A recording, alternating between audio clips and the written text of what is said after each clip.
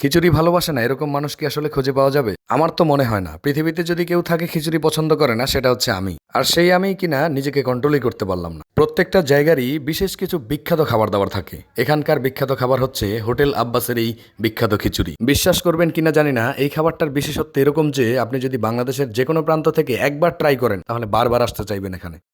Hello everyone, আসসালামু আলাইকুম। দোহার নবাবগঞ্জ কিন্তু আসলে উল্লেখযোগ্য জায়গার জন্য বিখ্যাত নয়। এখানকার রয়েছে বেশ কিছু খাবার দাবার যেগুলো কিন্তু ব্যাপক পরিমাণে বিখ্যাত। এখন আমি যাচ্ছি উপজেলা স্বাস্থ্য কমপ্লেক্সের গেট দিয়ে একটু ভিতরে প্রবেশ করলেই হোটেল আব্বাসে। স্থানীয় জনসাধারণ যেটাকে আব্বাসের হোটেল নামেই চেনে, কারণ যার হোটেল তার নাম হচ্ছে আব্বাস, যার ফলে এটাকে আব্বাসের হোটেল বললেই এক নামে চেনে সবাই। এটা যে শুধু নামে পরিচিতি পেয়েছে বিষয়টা কিন্তু সেরকম নয়, এটা পরিচিতি পেয়েছে তার কাজে। গ্রামভিত্তিক যে হোটেল রেস্টুরেন্টগুলো থাকে সেগুলো কিন্তু খুব একটা পরিষ্কার পরিচ্ছন্ন হয় না। এখানকার এই রেস্টুরেন্টটাও কিন্তু খুব একটা উন্নত মানের নয়, কিন্তু মোটামুটি পরিষ্কার পরিচ্ছন্ন বলা চলে। উপজেলা স্বাস্থ্য কমপ্লেক্সে যত রোগীর আনাগোনা রয়েছে বা তাদের আত্মীয় স্বজন থেকে শুরু করে চলতি পথের মানুষগুলো কিন্তু ব্রেকফাস্ট থেকে শুরু করে লাঞ্চ ডিনার সবকিছুই এখানে করে থাকেন। যাত্রাপথের বিরতিতে যে খাবার দাবারগুলো উপভোগ করা হয় সেগুলো মনে হয় যে অমৃত খাবার, কিন্তু আমি যেহেতু লম্বা সময় যাবৎ বসবাস করছে এই এলাকায়, সেই সুবাদে কিন্তু আমি চলতি পথের লোক নয়। প্রতিদিনকার লোক হয়েও আমাকে আসলে এটার প্রশংসায় পঞ্চমুখ হতেই হবে, কারণ হোটেলের ভিতরকার পরিবেশটা যেমন মনোরম আর তাদের কর্তৃপক্ষ যারা রয়েছেন তাদের বিহেভিয়ারটা কিন্তু একেবারেই ফ্রেন্ডলি। চলুন আপনাদের ভিতরকার পরিবেশটা আগে দেখাই। ভিতরের এই মোটামুটি একটা স্পেস রয়েছে যে এখানে বসে আসলে খুব সুন্দরভাবে উপভোগ করা যায়। আর সর্বোপরি এটা হচ্ছে হাসপাতালের সাথেই, যার কারণে এটার ভিতরে কিন্তু প্রচুর পরিমাণে বেচা কেনা হয়। আর হবেই বা না কেন, জিনিস যেহেতু ভালো। আর এখানে হচ্ছে বেসিন, যেখানে হাতটা ধুয়ে তারপর হচ্ছে বেসিনে বসে একটা সাবানও দেওয়া আছে, কসকো সাবান। পরিবেশটা মোটামুটি সুন্দর। এখানে আরও রয়েছে ডাউল ভাজির সাথে। আমরা যেহেতু ভেবেছি বেশ কয়েকজন মিলে আসলে একটা খিচুড়ির পার্টি করব, সেই সুবাদে আমি চলে এসেছিলাম আসলে এই আব্বাস হোটেল এবং সেখান থেকে অর্ডার করে ফেলেছি আমাদের 7 জনের পার্সেল। বিগত 2-3 দিন যাবৎ বাইরে যে পরিমাণে বৃষ্টি হচ্ছে, এই বৃষ্টির মধ্যে যদি একটু খিচুড়ির পার্টি না হয় তাহলে কেমন যেন একটা অসম্পূর্ণতা থেকেই যায়। ডিম কত করে? ডিম 20 টাকা।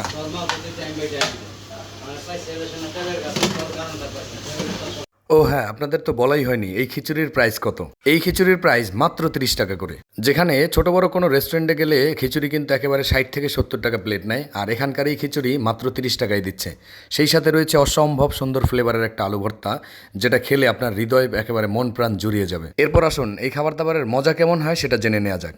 তার আগে একটু বলে নিই, আমি যখন ভিডিও করতেছিলাম তখন কিন্তু হোটেল কর্তৃপক্ষে যারা কর্মরত ছিলেন তারা বলছেন যে শুধু খাবার দাবারের ভিডিও করতেছেন, আমাদের একটু ভিডিও করবেন না? আমাদেরও ভিডিওতে নেন, আমরাও কিন্তু সুন্দর। আমি বললাম অবশ্যই নিব, হোয়াই নট। আপনাদের আসলে ছবি টবি উঠানো উচিত। আপনারা এই যে এগুলো বানান, মানে এগুলোর স্বাদ এত বৃদ্ধি পায় কেন? আপনাদের হাতে কি জাদু আছে নাকি? হ্যাঁ, কি জাদু আছে? জাদু মানে যে আমরা জিনিসপত্র বানাই সুন্দরভাবে অনেক পরিবেশন করি, ভালো পরিষ্কার পরিচ্ছন্নতা থাকে। আচ্ছা আচ্ছা, এটাই হচ্ছে মূলত বিশেষত্ব, তাই না? আচ্ছা। আর পরিষ্কার পরিচ্ছন্নতা, স্থান আমাদের পরিষ্কার, সব কিছু পরিষ্কার, মানুষ পরিষ্কার। আসলেই হ্যাঁ, মানুষগুলো পরিষ্কার দেখা যাচ্ছে। আর হচ্ছে এরা খুব সুন্দরভাবে মানে সযত্নে যত্ন করে যেভাবে বানায়, মানুষকে সার্ভ ওইভাবে যত্ন করেই করে, যার কারণে হ্যাঁ ব্যাপক পরিমাণে আসলে নামডাক অর্জন করেছে। কে তাই নি? তারপর আসলে আনন্দেই সবার কাটে, তাই না? আচ্ছা যাক, তাহলে সকালবেলা তো আরও ভিড় থাকার কথা এই সময়টাতে। ও আচ্ছা আচ্ছা, সবাই সবার কাজে ব্যস্ত মনে হয়, তাই না?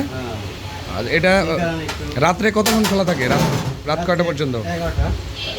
আচ্ছা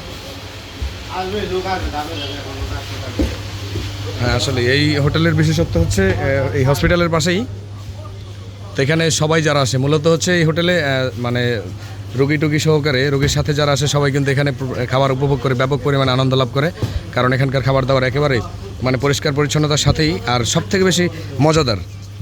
এর জন্য তো মজাদার এই খাবার কিন্তু আমি এখানে বসে উপভোগ করবো না, আমি নিয়ে যাচ্ছি আমাদের ফ্রেন্ড সার্কেল যারা রয়েছে তাদের জন্য। এখানে তো শুধু খিচুড়ির সাথে আলু ভর্তা সার্ভ করতেছে, আর চাইলে ডিম নেওয়া যায়। তো আমাদের সাথে যতটুকু আলু ভর্তা দিয়ে দিয়েছে সেটাই আমাদের জন্য যথেষ্ট।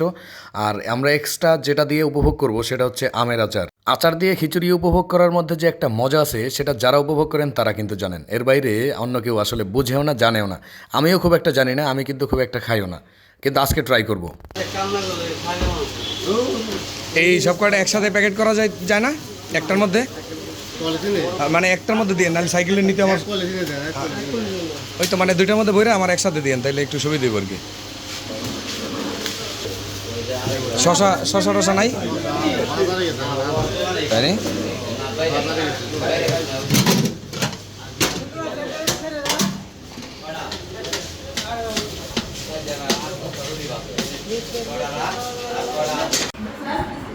এই যে খিচুড়ি আমরা নিয়ে আসছি, আমরা সবাই একসাথে বসে যখন উপভোগ করি সেটার স্বাদ কিন্তু দ্বিগুণ মাত্রায় হয়ে যায়, বুঝতে পারছেন? আর খিচুড়ি কিন্তু নাম করা আব্বাসের খিচুড়ি। তো এই খিচুড়ির একটা বিশেষ বৈশিষ্ট্য হচ্ছে মানে যেখানে বসেই উপভোগ করেন না কেন অসম্ভব মজা হয়। আর সর্বোপরি হচ্ছে দোকানে গিয়ে আমরা যদি এখানে বসে উপভোগ করতাম তাহলে অন্যরকম একটা স্বাদ পেতাম, কিন্তু এখন এই যেটা পাচ্ছি সেটাও কিন্তু আলাদা। তো সেই ক্ষেত্রে আমাদের সাথে স্পেশাল রয়েছে আচার, এই আচারটা কিন্তু দোকানে সার্ভ করবে না, এর জন্য আমরা বাসায় নিয়ে আসছি। আর বাসায় শুধু এক পদের আচার না, এখানে প্রায় কয়েক প্রকারের আচার রয়েছে, আপনারা কিন্তু আচার দিয়ে অবশ্যই সেটা উপভোগ করবেন। আর এই খিচুড়ির স্বাদ আরও একটু বৃদ্ধি করার জন্য দরকার ছিল আমাদের হচ্ছে সরিষার তেল, একদম খাঁটি সরিষার তেল দিয়ে খাওয়ার মজাই কিন্তু ছিল আলাদা। আমরা কিন্তু সবাই মিলে উপভোগ করতেছি, জাস্ট ওয়াও জাস্ট ওয়াও। তবে আর দেরি কেন, আসলে বাংলাদেশের দূর দূরান্ত থেকে এখানে একমাত্র এই খিচুড়ির জন্য আসা তো সম্ভব নয়। আশেপাশে যারা রয়েছেন তারা অবশ্যই এটা ট্রাই করতে ভুলবেন না।